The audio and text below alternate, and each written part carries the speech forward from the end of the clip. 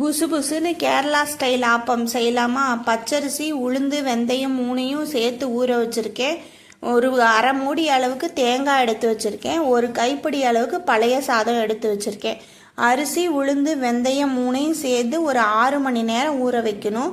2 tumbler பச்சரிசிக்கு 1/4 tumbler உளுந்து ஒரே ஒரு ஸ்பூன் வெந்தயம் போட்டு ஊற வச்சுருங்க.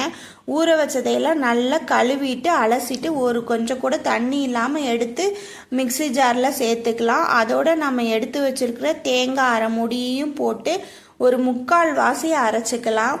அரைச்சதுக்கப்புறமா நம்ம எடுத்து வச்சுருக்க பழைய சாதத்தையும் போட்டு அதோட நம்ம இந்த ஆப்பத்துக்கு தேவையான உப்பையும் போட்டு நல்லா நைஸாக அரைக்கணும். நல்ல நெகுன்னு சந்தனம் மாதிரி அரைக்கணும். ஆப்பத்துக்கு குறன்னு இருக்கக்கூடாது. இந்த அளவுக்கு நல்லா நைஸாக இருக்கணும். இப்போ இதை ஒரு பாத்திரத்தில் ஊற்றி நல்லா கைவிட்டு கரைச்சிக்கணும். நம்ம கையில் கரைக்கிறப்ப தான் நல்லா பொங்கி வரும். பொங்குறப்ப தான் ஆப்பம் நல்லா புசு புசுன்னு இருக்கும்.